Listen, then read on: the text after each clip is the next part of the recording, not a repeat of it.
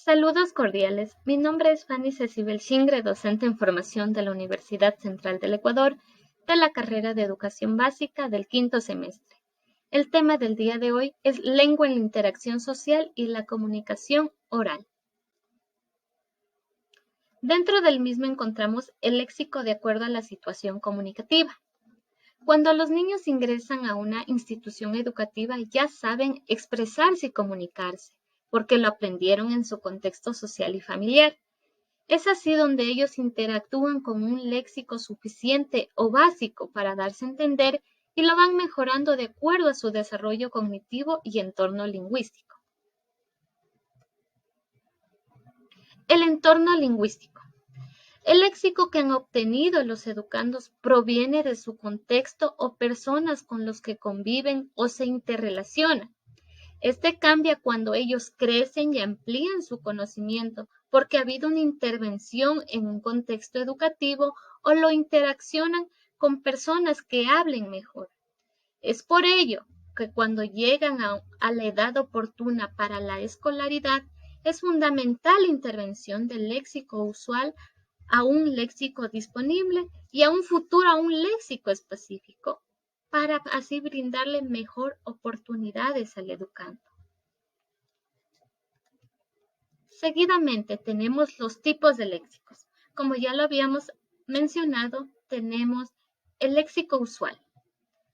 Es el vocabulario básico, es decir, es el que aprendieron en su entorno familiar y social porque lo utilizan en su comunicación cotidiana.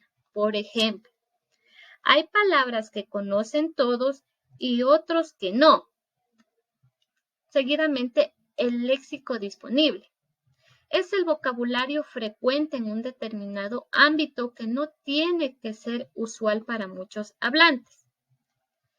Es decir, la palabra picnic, algunos la relacionan como una comida para disfrutar en el campo y otros que ni siquiera la conocen o la relacionan. Es decir, son vocablos frecuentes en el habla de un grupo social que comparten edad, gustos o un entorno. El léxico específico. Este vocabulario lo expresan los que pertenecen al campo de conocimiento concreto ligado a grupos profesionales. Es decir, que este léxico forma de un discurso propio de una comunidad que lo usa, generalmente solo cuando habla del tema especializado. Es por ello que como futuros docentes nos debemos de adaptar a los educandos y hacer que ellos amplíen su vocabulario desde el más usual al específico, ya que es importante aumentar su léxico potencial y hacer que pase a ser un léxico activo. Seguidamente, los elementos paralingüísticos y no verbales. ¿Qué es la paralingüística? Es parte del estudio de la comunicación humana. Son los elementos externos de la lengua que constituyen indicios no verbales que sirven para contextualizar las interpretaciones de la información lingüística. Por ello es importante conocer sus elementos para lograr la atención en el receptor, ya que son parte de la información e influyen en la comprensión de su mensaje. A continuación vamos a analizar cada uno de estos aspectos. El tono de voz. Es un factor que relaciona el sentimiento y la expresión que empleamos, esto es lo que sentimos y lo que verbalizamos. Es fundamental para transmitir a nuestro interlocutor exactamente aquello que queremos expresar, ya que emplear un tono de voz inadecuado puede distorsionar el significado del mensaje que transmitimos.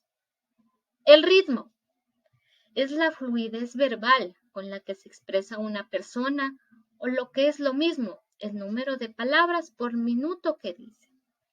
Para que nuestro mensaje sea entendible, debemos emplear un ritmo de entre 100 a 150 palabras por minuto.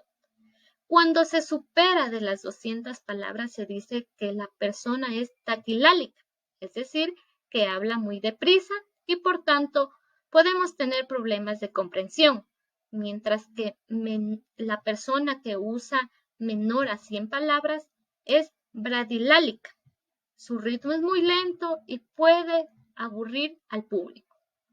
El volumen. Se relaciona al volumen de la voz, con la intensidad con la que hablamos.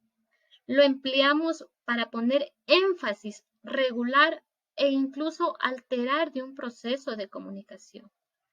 Los silencios son pausas o paradas que se usan en la comunicación verbal mediante las que podemos invitar a nuestro interlocutor a que tome la palabra o enfatizar lo que estamos comunicando. Y finalmente el timbre. Es el registro de voz que nos permite reconocer de la persona que está hablando de manera inmediata. Proseguimos con la comunicación no verbal. El lenguaje no verbal es el uso de interjecciones que por su expresividad reflejan emociones como sorpresa, miedo, alegría, ira, tristeza para lograr la atención. Son parte de la información contextual del emisor que, utilizada de modo adecuado, influye en la comprensión de su mensaje. El lenguaje no verbal.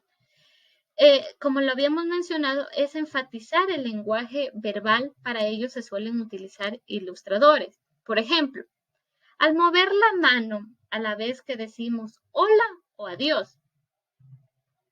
Seguidamente tenemos la kinesia, que estudia el movimiento de los humanos, es decir, de cruzar las piernas, fruncir el ceño, entrelazar las manos. Y finalmente la proxémica. Se refiere al análisis del espacio personal o espacio que nos circunda. Eso es todo por hoy. Muchas gracias por su atención.